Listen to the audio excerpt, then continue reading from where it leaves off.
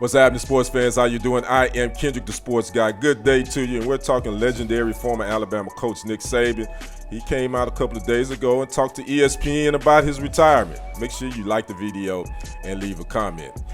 2 months ago, the college football world was shocked when head coach Nick Saban decided to step down as the head man in Tuscaloosa and lead the Crimson Tide. They did lose in the Rose Bowl versus Michigan. That actually cost them another shot at trying to win his 7th national title. Well, he would sit down with ESPN's Chris Lowe and kind of give some insight on his thought process when he decided to step away from the sideline. And I'm going to read a quote from Coach Saban. He told Lowe that I thought we could have a hell of a team next year, and then maybe 70 or 80% of the players you talk to, all they want to know is 2 things. What assurances do I have that I'm going to play because they're thinking about transferring, and how much are you going to pay me?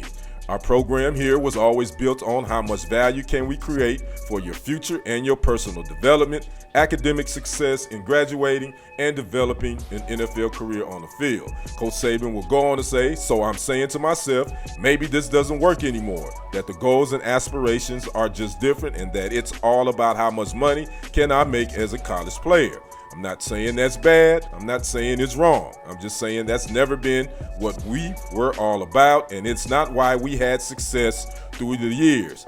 And Saban would go on to say that even though those 2 things was what he highlighted, those weren't the reasons he retired, but they were contributing factors to his decision. Now, I'm going to read between the lines here and give my take. Honestly, I think Coach Saban just didn't want to deal with the NIL stuff. He didn't want to deal with the transfer portal.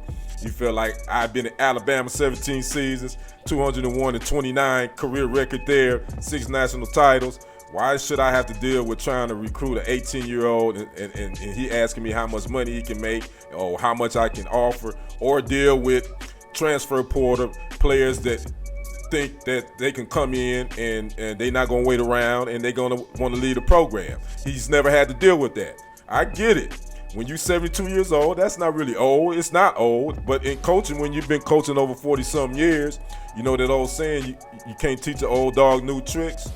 I think a lot of times these legendary coaches, when the game shifts, when the rules change, they don't want to deal with that. They'd rather ride off in the sunset, let somebody else deal with that. So even though he said they were contributing factors, I really truly believe Coach Saban stepped away because he didn't want to have to deal with, outside of the recruiting aspect of getting players to come, which is easy because of Alabama. But now you got to figure out, okay, I got to make sure I got this type of bread that I can offer these 5-star, 4-star athletes, so at least I can get them here and keep them here.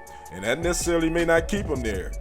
Because of the transfer portal has totally changed the game, and in all actuality, it's kind of leveled the playing field for colleges to recruit 5- and 4-star athletes. So again, there's no shame in retiring, not wanting to deal with the other stuff with it, but I really truly believe that the NIL and the transfer portal, and Coach Saban's like, you know what, thanks, but no thanks. I'm going to let the younger guys, I'm going to let the other cats deal with that. So I'd like to know what you guys think on Coach Saban, his reasoning for stepping away from Alabama. Do you believe he's legit, or do you think that the NIL and the transfer portal ran him out? I'd like to know your thoughts on it, or was it something else? Make sure you like the video, leave a comment, and don't forget to subscribe to the channel. I am Kendrick, the sports guy. We will see you on the other side.